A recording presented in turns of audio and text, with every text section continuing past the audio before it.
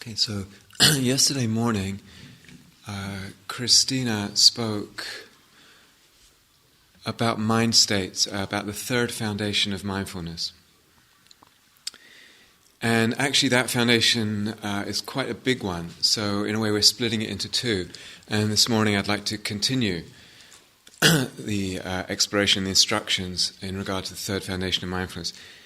So yesterday we spoke about mind states, today particularly with regard to thoughts. Now it's already come up quite a few times on this retreat. We are not demonizing thought. So oftentimes sometimes this kind of spiritual practice or other spiritual practice, it's almost like thoughts are the enemy and they are to be got rid of, or etc. It can feel like that. It can very much feel like thoughts are the enemy. We can feel so oppressed and harassed and beaten up by the thinking mind when it's out of control. So much pain wrapped up in our thinking, around our thinking, when we haven't quite understood and the relationship with thinking is not yet fully understood, fully explored.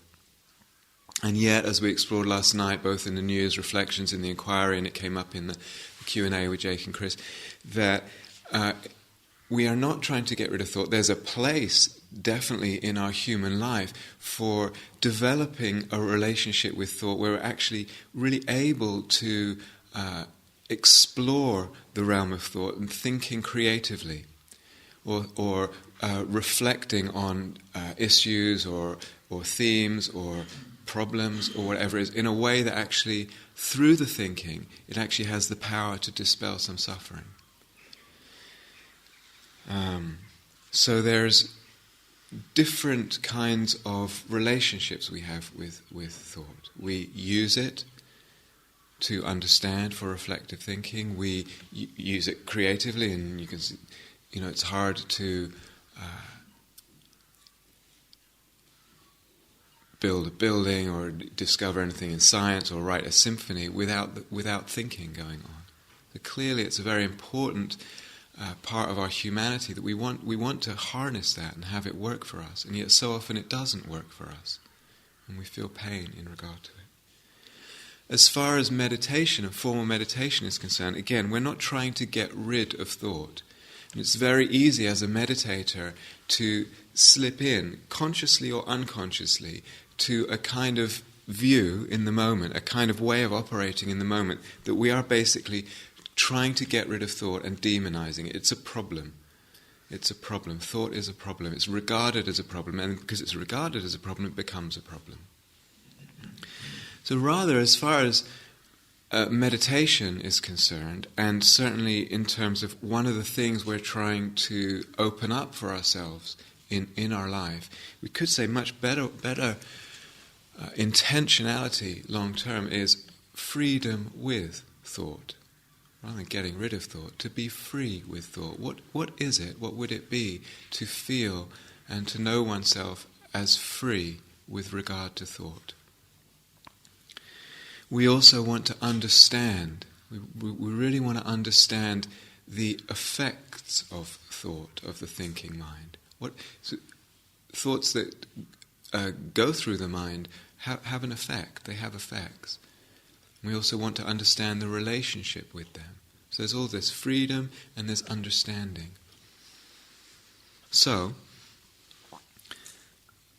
yesterday was mind states. We can see that certain mind states spawn certain thoughts. A depressed mind state will give rise to depressed kind of thoughts. An angry mind state will give rise to angry kind of thoughts. A joyful mind state to joyful kind of thoughts. And that's really good to see. It's really good to see. This is the soil out of which certain thoughts come. What's interesting, though, is then a feedback loop starts. out of this mind state comes certain thoughts, and then those thoughts reinforce a certain mind state if they are clung to. Now, you could trace this, but it might be a chicken and egg situation. What comes first, the thought or the mind state? They feed each other. There's a mutual feedback loop. That's really important to see if we want to understand, particularly break the tyranny of difficult mind states, difficult thought complexes. So, if I cling to certain thoughts, they will tend to congeal and create certain mind states. What does it mean to cling to a thought? What does that mean? What does it mean to cling to a thought?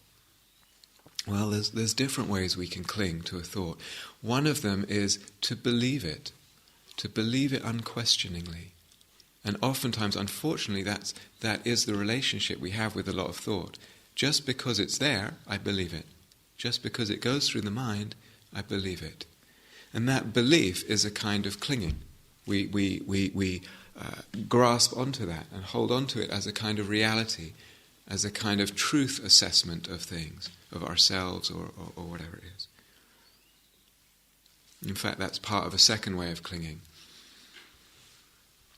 I regard the thought as me or mine. So if I have an ugly thought, a thought of anger, a thought of ill will even, vindictiveness, revenge, something like that, and I regard it, this is mostly unconscious, happens very, it's wrapped up in the way we regard thought. I regard it as me, and then I'm bad because I had that thought. It means I'm bad. Or I had a nice thought and it means now I'm Buddha, or whatever. Or I have a certain intention, and intention is a subtle kind of thought. And depending on the intention that arises, I assess, I make conclusions about myself. That's also a form of clinging. Out of those forms of clinging, believing the thought or identifying with it, those two forms of clinging, out of that is born a mind state which will then feed back on itself like that if unchecked, if unseen, if ununderstood. So, I'm sure everyone knows, sometimes we are meditating, sometimes just in the run of our life, we feel really, really in a thicket of thought and really weighed down. The mind is obsessing, it's very thick with thinking. And what to do when this is the scenario? I mean, the first thing, and I know you've heard it before, but really to have some faith in returning over and over and over to your anchoring object, the breath or body or whatever it is. Not to underestimate the cumulative effect of that practice over time. That some muscle in the mind gets stronger and stronger, and we're able to pull the mind out of trouble spots and just bring it back, and it will go again and bring it back, and eventually there's power in the mind to kind of stay clear of something that's not helpful. It's a skill, and we develop it. It's a muscle, we develop it. It can seem futile, but just the patient faith in that really will pay off long term. The second possibility is using the metta practice. So if you feel like there's a lot of obsessive thinking, etc., going on, there's already a lot of energy, so to speak, in the circuit of thinking. So rather than trying to move it from that circuit, why not just co-opt that thinking energy into the metta practice, which involves some thinking. May you be well, may I be well, etc. And so you're just spinning it in a slightly different direction. There's already energy in the thought, and you're just guiding it in a certain direction. Again, it's the kind of thing, just patient faith with. It will pay off. Those kind of thoughts, metta thoughts, have a very different resonance, a very different way they ripple out in the mind than thoughts of, I hate myself, I can't do this, I'm a loser, etc., whatever it is. sometimes when we're obsessing, when the mind is obsessing, and it's going round and round in certain loops of thought, it's actually that there's an emotion underneath that. And we're not quite in contact with the emotion, whatever that might be, anger or sadness even, or hurt, or could be anything, really, fear. And the thoughts loop, but they stay kind of in the loop of the thinking energy. So, it's really, if you find yourself obsessing, it's really good to check, is there an emotion going into the body and feeling, just opening up to the body's sense, is there something going on here emotionally? Bringing the energy into the body and staying more with the emotionality. It's almost like the attention needs to be there, and addressing the emotion, it can kind of, the energy drains out of that tight loop of thinking. Something else needs to be addressed, and it's in the heart, in the body. Or we find ourselves obsessing, and it's because we believe that what we're obsessing about actually makes a difference. Should I do this? Should I do that? What should I... There's some sense that our happiness really, really depends on choosing this or that, and we just go back and forth between it. And there's something to ask there. What am I believing? What am I believing, perhaps about what I need, or where happiness is? And oftentimes when there's obsession, it's either resting on an emotion or a hidden belief about needs and happiness. And I haven't seen that, or both. Then, of course, sometimes we're not constantly oppressed by the obsessive mind, and there's less thickness to the texture in the mind and less thought around. And then it's possible to actually have a kind of much more grounded contemplation of thought and the whole thinking mind. Really helpful again to anchor in the body. So this body, this rootedness in the body becomes a kind of grounded vantage point to observe the thinking mind. Without that anchoredness, it's very easy to get pulled and lost and dragged this way and that with thought. The thought's so slippery, so seductive, so quick. Being anchored in the body really helps. It's like, oh, look. And you can see what's going on and stay centered. So then what? One's looking at thought and feeling the connection with the body. Really good to notice what kind of thought is going on, or what kinds of thoughts are going on. Because thoughts are obviously many different kinds. And you see maybe there's judgment, or worry, or the planning mind is going on. Maybe a memory, maybe a daydream. Maybe anticipating something. Some people find it really helpful to label the kind of thought that's going on, to really be clear. That labeling, so judging, planning. That labeling creates clarity, also creates a slight sense of objectivity and space around the thought, which is oftentimes what we don't have in relationship to thought. We don't have that space.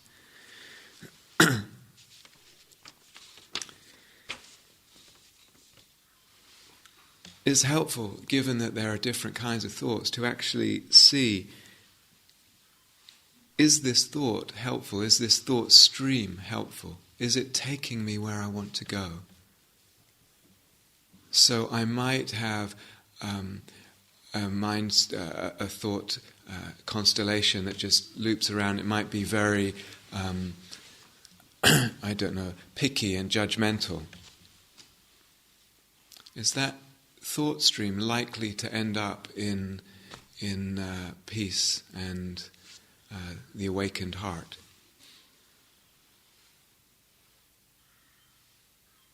Probably not. It's good just to be clear, though, because sometimes we have a sense, I'm kind of,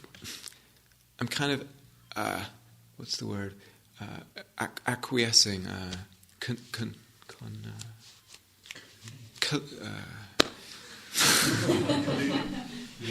I'm kind of going along with this a little bit, deliberately.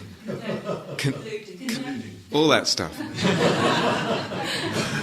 And you catch yourself kind of wanting to a little bit, sometimes. And then it's like, is this taking me where I want to go?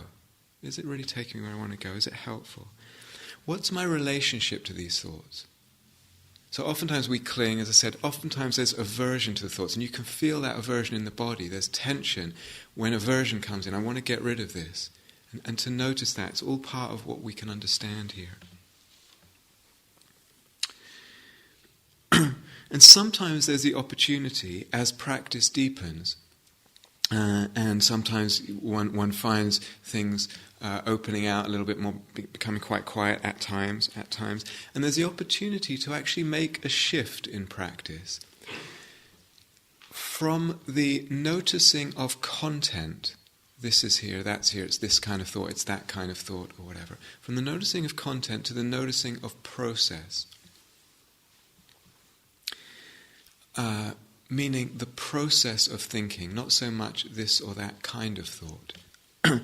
What's really can be really helpful for this is opening up the awareness wide and really being quite spacious. Again, anchoring in the body, but sometimes the listening is really helpful. So letting the awareness open out into listening and hearing and the sort of totality of sounds. Some come from inside the room, from near, different directions. Some come from far away, planes, birds, whatever it is. What that does, going to listening that way, is it actually opens out the consciousness. And then that opened out, spacious consciousness, we can start to begin noticing more about the process of thinking and not being so kind of caught up or even interested in the content of the thinking. And what do we notice? Open up like that and interested in the process. The first thing is that thoughts come and go. They arise and they pass. Arise and they pass. They're ephemeral. That is the nature of thought. And it's really, really helpful to see that. They come in seemingly out of nowhere and then they disappear. They're also insubstantial. It's almost like, if you're really calm, sometimes you almost feel like you could put your... What is a thought? There's almost nothing there. It has so much power, and yet there's almost nothing there. They're unpredictable to a great extent. They're not willed. Thoughts just come out of nowhere, it seems, and disappear, and then another thought comes. We say, they're not me, not mine, in that sense. Can see they're just coming and just going, just coming and just going. So, analogies would be like shooting stars in the night sky. You're looking up at the night sky and then, wow, there's something that bursts into vision, bursts into sight, and it's maybe quite dramatic, and then it just fades back into that space. Thoughts like that. When there's enough space in the mind, you actually begin to get the glimpse that actually is how the process works. So there's something really, really helpful about opening to this, or encouraging sometimes a much more spacious awareness. Really, really a lot of space, using the listening. And sometimes people say the nature of awareness or the nature of mind is actually... its true nature is space, is spacious. So rather than thinking of the mind in here somehow, in this, little box up here looking out at the world, it's almost like the awareness opens out and everything is in that awareness. So thoughts, body sensations, sounds, it's all happening in that.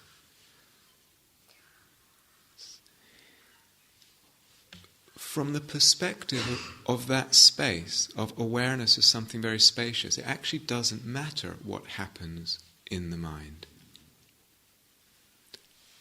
Beautiful thought arises, is around, disappears. Ugly thought arises, is around for a while, does its thing, looks ugly, pulls a face.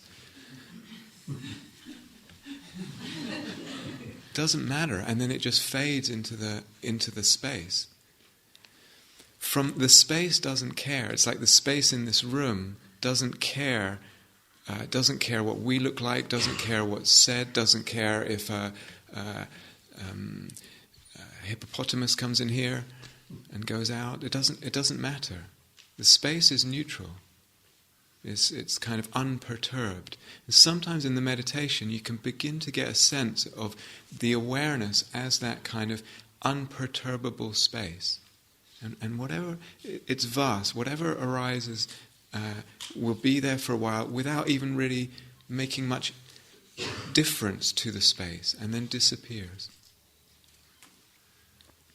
That's actually not the ultimate nature of awareness, but it's actually really, really helpful to practice that way and get that sense. Whatever arises from the perspective of that space, it doesn't matter to the space. The space remains vast, unperturbed, still, open, receptive.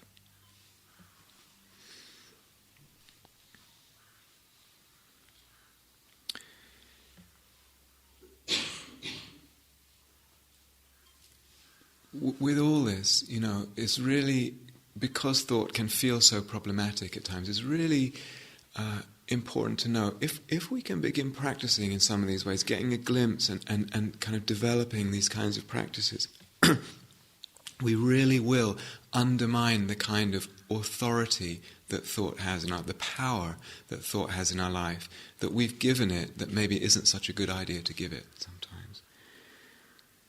We give thought that power. By itself, it's insubstantial, ephemeral.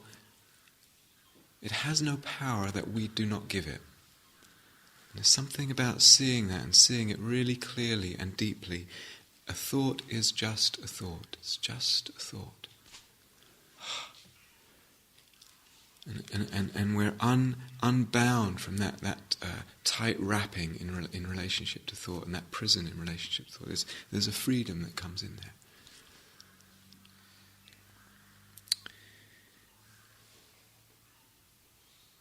Okay, so let's sit together.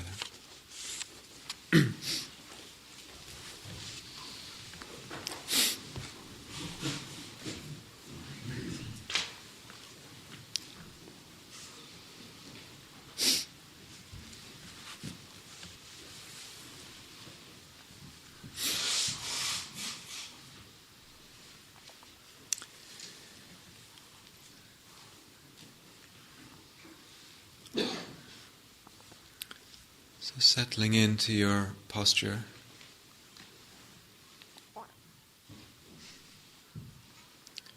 And seeing if there can be a sense of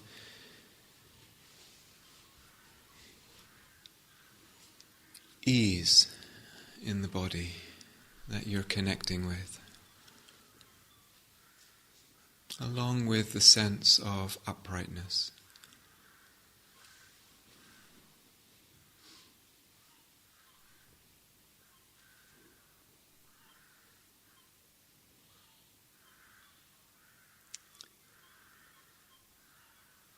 Connecting with the body, the groundedness, the presence.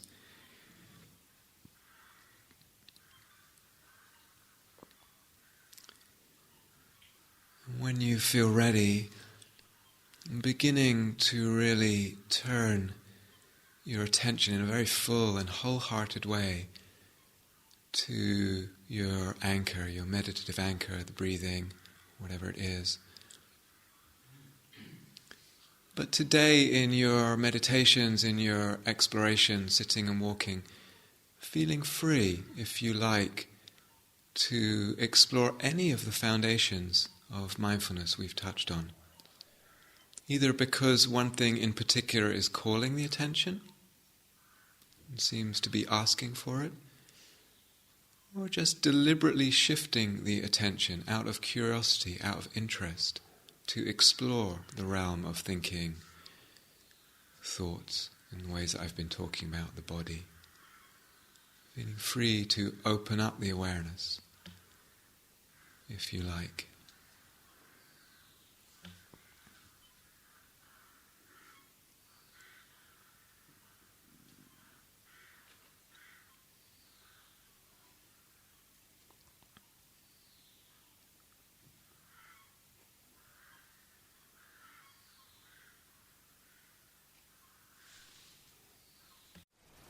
Thank you for listening. To learn how you can support the teachers and Dharma